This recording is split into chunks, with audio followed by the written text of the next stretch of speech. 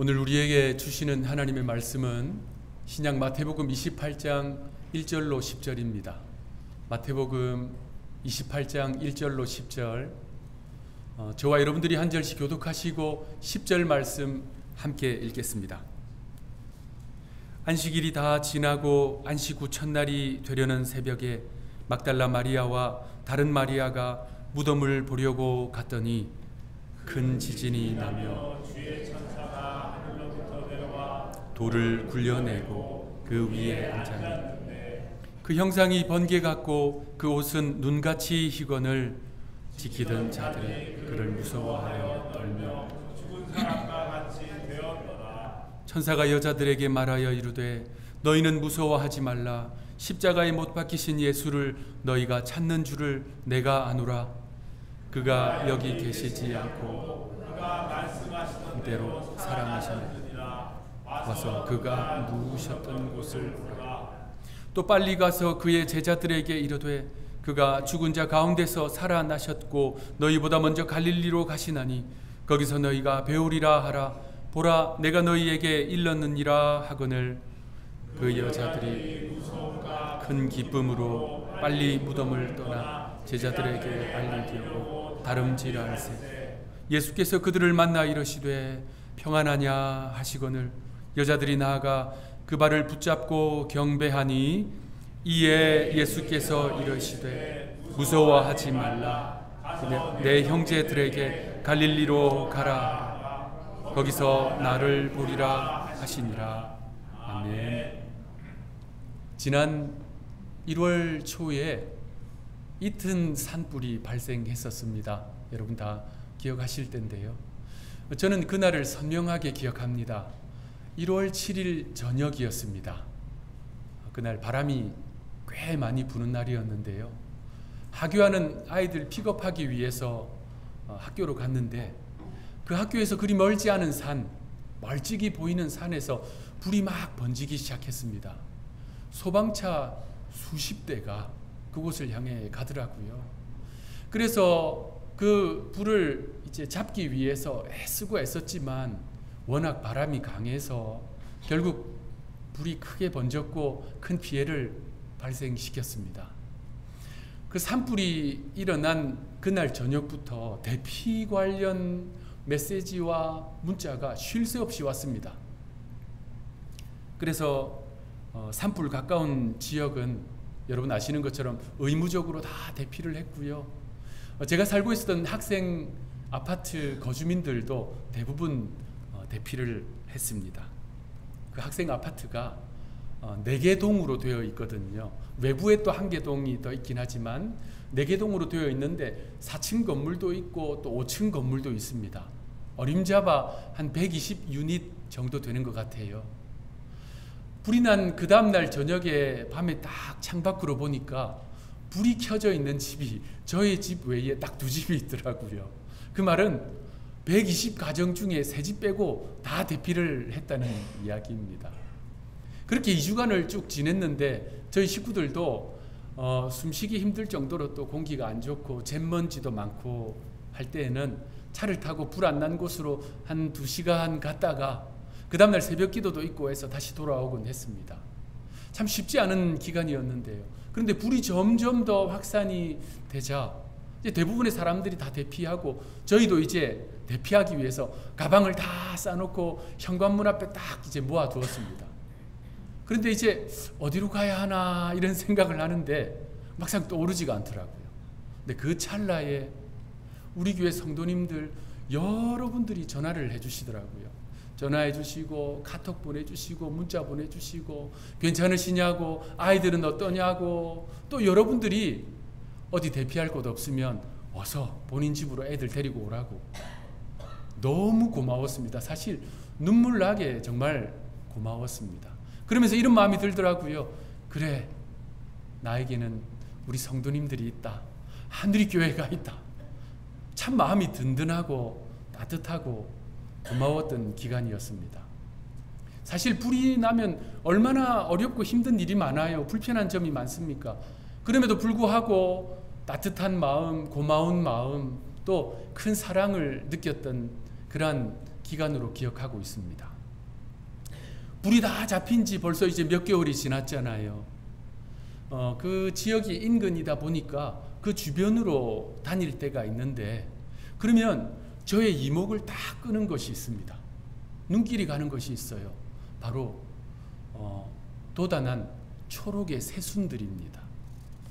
화마가 다 휩쓸고 간 땅에 초록의 새순들이 돋아나고 있어요. 자라나고 있습니다. 그것을 식물학 용어로 크라운 스프라우팅 현상이라고 불러요. 땅 아래에 있는 뿌리 부분에서 새싹이 돋아나는 현상입니다. 산불이 발생하면 어떻습니까? 제일 약한 게 식물이잖아요. 움직일 수가 없으니까 그 화마에 그냥 다 타버립니다. 풀도 나무도 다 타서 죽어요. 가뭄이 와도 마찬가지입니다. 가뭄이 심해지면요, 풀도 나무도 다 말라 죽습니다. 그런데 땅 아래 뿌리 부분이 품고 있는 생명력, 그 생명력이 새순을 돋게 만듭니다. 성장하게 만들고 가지를 뻗게 만들고 잎을 피워내고 꽃을 피워냅니다. 얼마 전에 제가 신문에서 짙은 산불로 황폐해졌던 구규림에 다시 생명의 기운이 퍼지고 있다라고 하는 기사를 읽었습니다.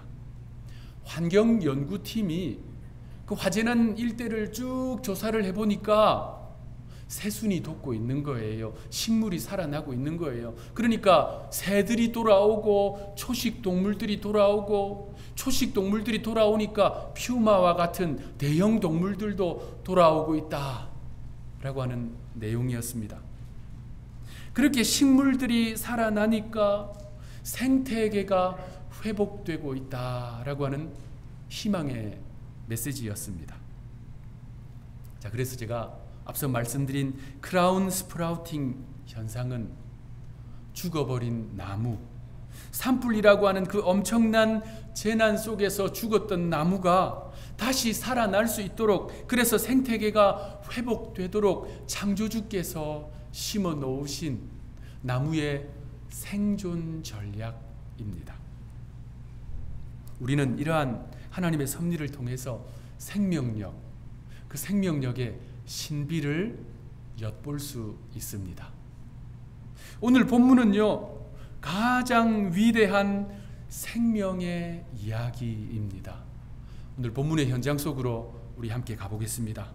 주님이 십자가에서 고난받아 죽으신 고난의 금요일, 그리고 침묵의 토요일이 지나고 이튿날 새벽, 안식 후 첫날 새벽이 되었습니다.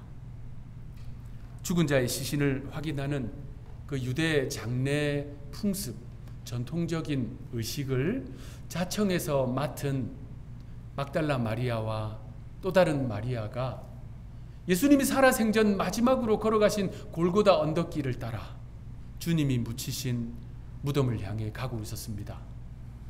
이 두 여인의 마음에는요, 큰 걱정거리가 있었습니다.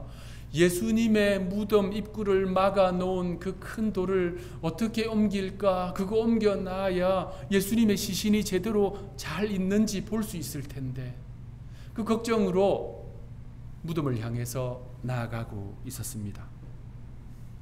고대 사회에서 무덤 도굴은요, 흔한 일이었습니다. 사실 지금도 세계 곳곳에서는 무덤 도굴이 이루어지고 있습니다.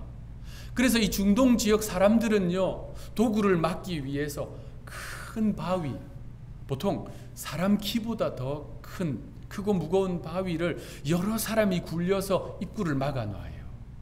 그래서 도굴꾼이 함부로 들어가지 못하도록 합니다. 지금도 중동 지역에 가면 그런 부류의 무덤을 어렵지 않게 볼 수 있습니다.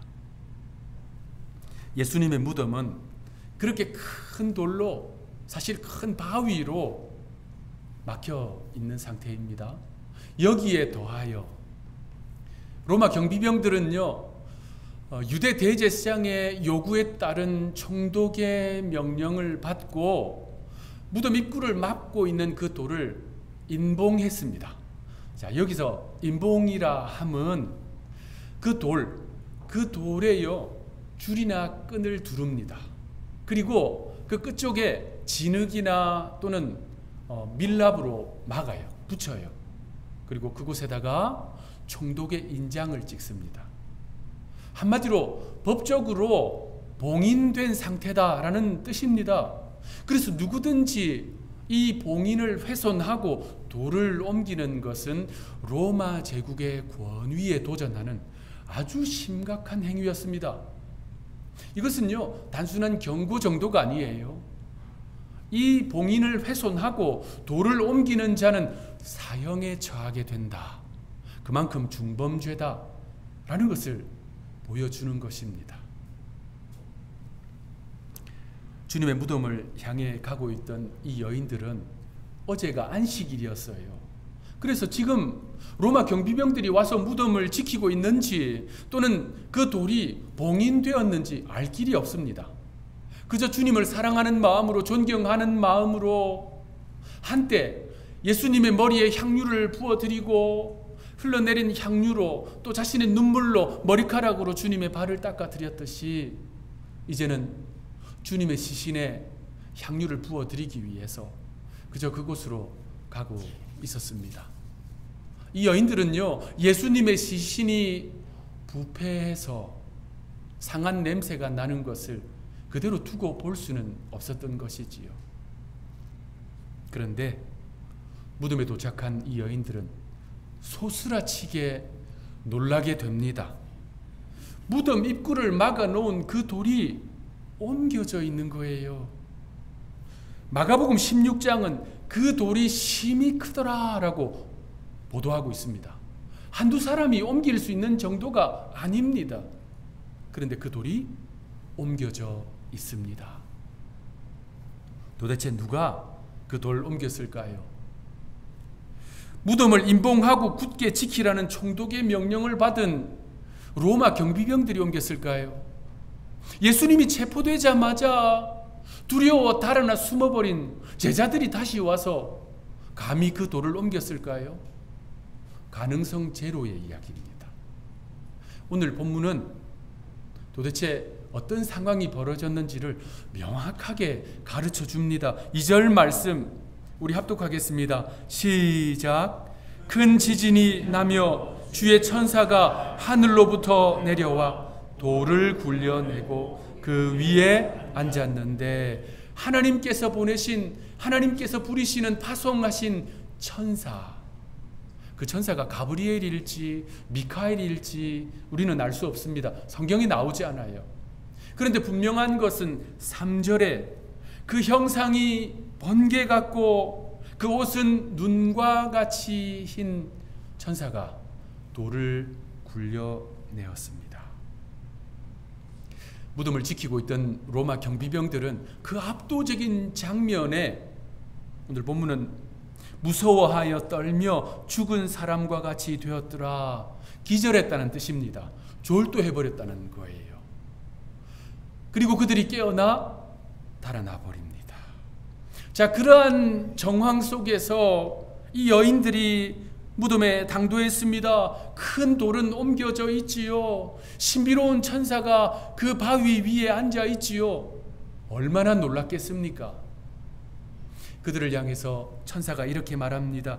5절 6절 천사가 여자들에게 말하여 이르되 너희는 무서워하지 말라. 십자가에 못 박히신 예수를 너희가 찾는 줄을 내가 아노라. 그가 여기 계시지 않고 그가 말씀하시던 대로 살아나셨느니라. 와서 그가 누우셨던 곳을 보라. 오늘 본문에는 나오지 않는데요, 누가복음과 요한복음을 보면 이 여인들이 천사의 말대로 예수님이 묻히신 무덤 안으로 들어가 보았다라고 기록하고 있습니다. 자, 그러니까 이들은 그 동굴처럼 생긴 유대 전통 무덤 안으로 조심조심 들어간 것입니다. 그 무덤 내부는 텅 비어 있습니다. 장례를 치를 때 예수님 몸에 발라둔 향유, 몰약과 침향의 향기가 무덤 안에 가득합니다. 예수님의 시신을 동이어 메었던 아마포도 그곳에 있습니다. 그런데 시신은 없습니다. 이 순간부터 일어나는 일은 기독교 신앙의 핵심 중에 핵심이 됩니다. 그 무덤을 확인하고 나온 이 여인들의 마음에는요, 수만 가지 감정이 가득했습니다. 기쁨이 가득했어요. 그가 말씀하시던 대로 살아나셨느니라. 천사의 선포를 들었잖아요. 이거 아무나 들을 수 있는 게 아니잖아요. 그런데다가 자신들의 두 눈으로 보았습니다. 그 큰 돌이 굴려져 있습니다. 기쁨이 가득한 것이지요. 동시에 큰 두려움도 있었습니다. 예수님의 시신이 사라졌는데 도대체 어디 계신 것일까? 그리고 나는 이제 어떻게 해야 하는 것일까? 두려운 것이지요. 그러한 만 가지 생각과 감정을 가지고 무덤에서 나온 이 여인들은 제자들에게로 알리기 위해서 달리기 시작했습니다. 그런데 바로 그때 부활하신 주님이 나타나셨어요. 이 여인들을 만나 주셨습니다. 그리고 이렇게 말씀하십니다. 오늘 본문 9절 10절 우리 함께 읽겠습니다. 시작. 예수께서 그들을 만나 이르시되 평안하냐 하시거늘 여자들이 나아가 그 발을 붙잡고 경배하니 이에 예수께서 이르시되 무서워하지 말라. 내 형제들에게 갈릴리로 가라 하라. 거기서 나를 보리라 하시니라. 부활하신 주님의 첫 육성, 한 표현 한 표현이 너무나도 중요합니다. 주님은 그들에게 가장 먼저 평안을 말씀하셨어요. 샬롬을 말씀하셨어요. 두려워하지 말라 말씀하셨습니다. 여러분, 두려움 가운데 있는 사람에게 제일 필요한 것이 평안 아닙니까? 우리는 살아가면서 자주 두려움을 느낍니다. 불안을 느껴요. 걱정과 근심에 휩싸입니다. 그런 우리를 향해서 주님이 주시는 것이 평안입니다. 주님이 주시는 평안은요, 세상이 줄 수도 없고 알 수도 없는 평안입니다. 그 평안이 저와 여러분 모두에게 있기를 주님의 이름으로 축복합니다. 아멘. 예수님이요, 그리고 이렇게 말씀하십니다. 무서워하지 말라. 가서 내 형제들에게 갈릴리로 가라 하라. 여러분, 이 표현을 잘 보십시오. 주님은요, 네 형제들이라 안 하셨습니다. 뭐라고 하셨어요? 그렇죠. 내 형제들. 여러분, 부활하신 주님이 지금 내 형제들이라고 부르는 대상이 누구입니까? 예수님이 체포되시자마자 달아나버린 제자들입니다. 주님을 모른다. 심지어 저주까지 한 베드로입니다. 3년 동안 오병이요, 칠병이요, 각종 기적을 직접 목도하고 그래서 깜짝 놀라며 주님을 쫓아다니면서 주님을 왕으로 옹립하려고 했던 그 수많은 사람들. 그런데 주님이 체포되시고 십자가에 달리셨을 때 침묵하고 고개 돌리고 모른 척했던 그들 아닙니까? 주님은 그들을 향해서 지금 내 형제라고 말씀하시는 거예요. 예수님의 이 육성, 이 한마디에 주님의 사랑과 긍휼, 자비, 용서하심이 그대로 다 담겨 있는 것입니다. 오늘도 주님은 이 자리에 모여있는 모든 사람들, 저와 여러분 한 사람 한 사람을 향해서 이렇게 말씀하시는 거예요. 내 형제, 내 형제, 내 자매, 내 자매. 여러분, 이것이 은혜 아니겠습니까? 이것이 주님의 지극한 사랑 아니겠습니까? 우리 주님은 이어서 이 여인들에게 첫 사명을 주십니다. 내 형제들에게 갈릴리로 가라 하라. 거기서 나를 보리라.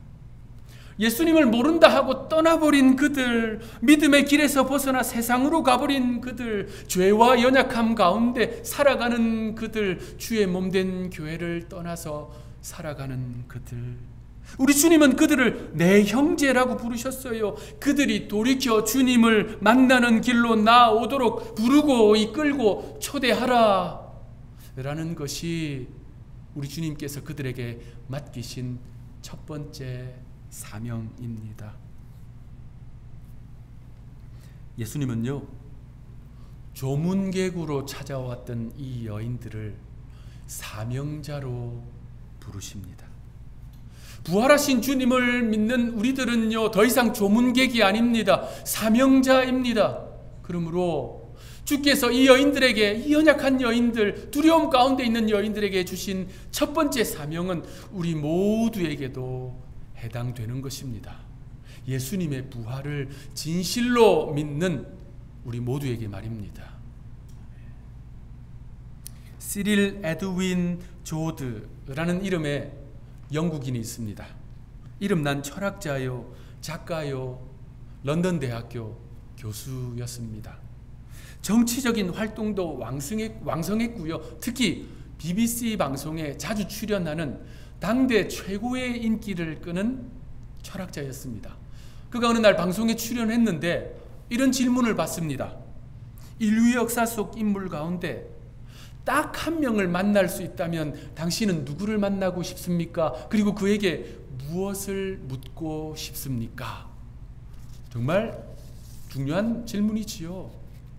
여러분은 인류 역사 속에 딱 한 명을 만난다면 누구를 만나시겠습니까? 무엇을 물어보시겠습니까? 이 철학자가 주저없이 이렇게 대답했습니다. 나는 예수 그리스도를 만나고 싶습니다. 그리고 당신은 정말 죽음에서 부활했습니까? 아니면 부활하지 않았습니까? 이렇게 묻겠습니다. 왜냐하면 이 질문이 인류 역사상 가장 중요한 질문이기 때문입니다. 그가 이 대답을 하자 사람들이 깜짝 놀랐어요. 그 이유가 있습니다. 이 철학자는 당대 이름난 무신론자였습니다. 예수님을 믿는 사람이 아니었어요. 하나님은 없다, 신은 존재하지 않는다 라고 하는 관점에서 주장하고 책을 써내고 학생들을 가르치는 교수였습니다. 그럼에도 불구하고 그가 이 말을 한 이유는요, 학자로서 인류 역사를 쭉 살펴보는데 도저히 해결되지 않는 문제들, 주제들이 너무나도 많은 거예요. 그래서 진리를 추구하는 학자로서 정직한 이야기를 한 것입니다. 예수님의 부활, 이것은 주후 1세기 이 성경시대, 그리고 그 이후 사도시대, 교회와 회당, 그리스도인들과 유대인들을 구별시킨 핵심적인 사건입니다. 예수님의 부활 이야기를 대할 때 사람의 마음에 자연스럽게 생기는 첫 번째 질문이 있습니다. 그게 과연 가능한가? 여러분, 그렇지 않습니까? 죽은 사람은 다시 일어나지 않습니다. 이것이 우리의 일반적인 상식입니다. 그래서 누구든지 예수님의 부활을 믿으십시오 라고 요청을 받고 또 초대를 받는다는 것은요, 완전히 전대미문의 사건을 받아들이십시오 라고 하는 의미입니다. 전대미문, 인류 역사 속에 단 한 번도 일어나지 않았던 그 사건을 믿으십시오, 받아들이십시오 라는 뜻이에요. 유대교 역사 얼마나 오래됐어요? 유대교 역사를 통틀어도 예수님의 부활 사건에 필적할 만한 사건이 없습니다. 그리스 로마 세계도 마찬가지예요. 그들의 역사 속에도 없습니다. 고대 이집트의 신화를 보면 그들이 신으로 숭배하는 이시스, 오시리스라는 대상이 부활했다라고 하는 신화가 있습니다. 그런데 말 그대로 신화입니다. 결코 존재한 적이 없는 어떤 신화적인 대상에 대한 이야기예요. 그래서 그 누구도 그들이 실제 존재했고 실존했고 실제 부활했다고 아무도 믿지 않습니다. 그저 신화로 여길 뿐입니다. 그런데 예수님의 부활은 성경 안팎에 역사 속에 실제로 살아갔던 사람들, 그들이 직접 만나고 직접 경험하고 직접 대화한 한 존재, 한 대상에 대한 이야기, 사건이기 때문에 중요합니다. 그분은 생존했고 먼지 나는 유대 땅을 걸었으며 제자들과 함께 3년 동안 동고동락했습니다. 그분은 살아계실 때 건강했고요. 사람들과 함께 먹고 마셨습니다. 그런데 불의한 자들에 의해서 체포되었고 고난당했으며 사형 언도를 받아서 공식적으로 십자가에서 사형수로 처형되신 거예요. 죽으신 것입니다. 그런데 그것이 끝이 아니었습니다. 그분은 사흘 후에 다시 살아나셨어요. 이후 40일 동안 최소 12번 자신을 드러내시고 사람을 만나셨습니다. 막달라 마리아 한 개인을 만나 주셨고요. 오늘 본문의 두 여인을 만나 주셨고요. 그리고 중요한 메시지가 온 것 같습니다. 두 여인을 만나 주셨고요. 그리고 엠마오로 가는 두 제자를 만나 주셨고요. 두려워 떨며 숨어 있는 11제자를 여러 차례 찾아와서 만나 주셨습니다. 자, 성경을 보면 갈릴리 산에서는요, 무려 500여 그리스도인들을 만나 주셨습니다. 저를 집중해 주세요. 그럴 수 있습니다. 그 부활하신 주님의 부활을 믿는 이들의 삶 속에는요, 항상 놀라운 변화가 일어났습니다. 이것은 모든 시대, 성별과 인종, 연령과 국적과 관계없이 그 사실을 믿는 모든 사람, 진실로 믿는 모든 사람의 삶에 실제적으로 일어난 변화입니다. 자, 오늘 본문의 두 여인을 보십시오. 조문객으로 찾아왔던 이 여인은 사명자가 되어서 돌아갔습니다. 그리고 주님의 부활을 믿게 된 제자들은 어떻습니까? 그들은 더 이상 겁에 질린 오합지졸이 아니었습니다. 그들은 사도라고 하는 특수 임무 부대가 되었어요. 그리고 그들은 그 어떠한 대가 앞에서도 물러섬이 없었습니다. 어떻게 이들의 삶에 이러한 급진적인 변화가 일어났을까요? 그 변화의 원동력 무엇일까요? 예수님의 부활입니다. 앞서 소개한 영국인 무신론 철학자 시릴 에드윈 조드 교수는 그 당시 영국에 있었던 지식인들의 토론장 옥스포드 소크라테스 클럽을 방문했습니다. 제 중요한 주제로 토론하기 위해 그곳으로 갔는데 그가 그날 방문한 날이 1944년 1월 24일이었어요. 그는 학자들, 학생들 수백 명이 모인 가운데 무신론자 학자를 대표해서 교회를 비판하고 그리고 기독교 신앙에 대해서 비판하기 위해서 상대 측 학자와 심도 깊은 토론을 했습니다. 그런데 그 토론이요, 이 학자의 철학자의 생을 완전히 바꾸어 놓았어요. 이 무신론 철학자와 토론한 반대측 학자는 당시 옥스퍼드 대학의 교수였던 C.S. 루이스였습니다. 탁월한 기독교 변증가 C.S. 루이스와 토론을 하는 이 과정에서 이 무신론자의 마음에 생명의 씨앗이 심긴 것입니다. 그리고 그는 예수님을 구주로 받아들입니다. 기독교 신앙을 받아들여요. 그리고 교회에 출석하기 시작했습니다. 이후 그는 자신의 신앙의 여정을 책으로 써냅니다. 그 책에서 그는요, 과거 무신론자였을 때부터 자신이 가지고 있었던 가장 큰 질문, 예수님의 부활, 이제는 그것이 실제로 일어난 역사적 사건이다 라고 하는 사실을 학자로서 받아들이게 됩니다.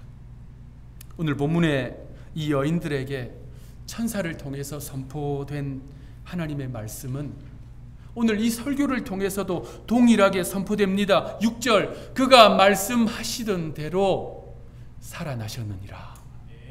여러분 이 사실을 믿으십니까? 말씀을 마무리하겠습니다. 미국 상원의 채플 목회자였던 리차드 헬버슨 목사님은 이런 말을 했습니다. 교회는 그리스로 이동해 철학이 되었고 로마로 옮겨가서는 제도가 되었다. 그 다음에 유럽으로 가서 문화가 되었고 마침내 미국으로 왔을 때 교회는 기업이 되었다.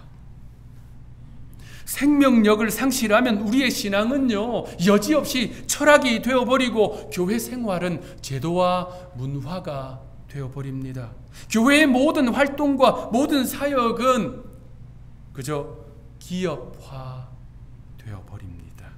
그러나 부활신앙을 가질 때 교회와 성도 한 사람 한 사람은 더 이상 조문객이 아닌, 방문자가 아닌, 구경꾼이 아닌 사명자가 됩니다. 도망자가 아닌 증인이 됩니다. 오합지졸이 아닌 하나님의 군사로 일어서게 됩니다.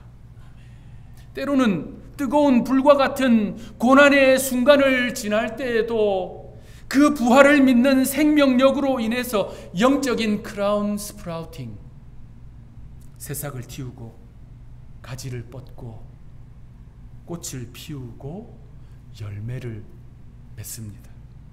그러므로 그가 말씀하시던 대로 살아나셨느니라. 이 진리의 선포를 진실로 믿고 붙들고 살아가는 한우리교회 부활신앙의 그리스도인들 되시기를 구주 예수님의 이름으로 축원합니다. 기도하겠습니다. 사망 권세 이기시고 부활하신 주님을 찬양합니다. 봉인한 무덤은 주님을 가두어 두지 못했고 죽음은 주님의 생명을 삼키지 못했습니다. 어둠은 빛을 이기지 못했고 절망은 주님의 부활 앞에서 한순간에 무너졌습니다. 그리고 빈 무덤은 오늘 우리의 소망이 되었습니다. 그러하오니 주님, 이제 우리 안에 식어버린 믿음, 죽어있는 사랑, 포기한 꿈과 사명이 있다면 다시 살아나게 하옵소서. 부활의 능력이 오늘 우리의 영혼에 새로운 불을 일으키게 하옵소서. 부활의 믿음이 오늘의 시험과 고통과 낙심과 절망을 넉넉히 이기게 하옵소서. 참으로 살아계시며 역사하시는 우리 구주 예수님의 이름으로 간절히 기도하옵나이다.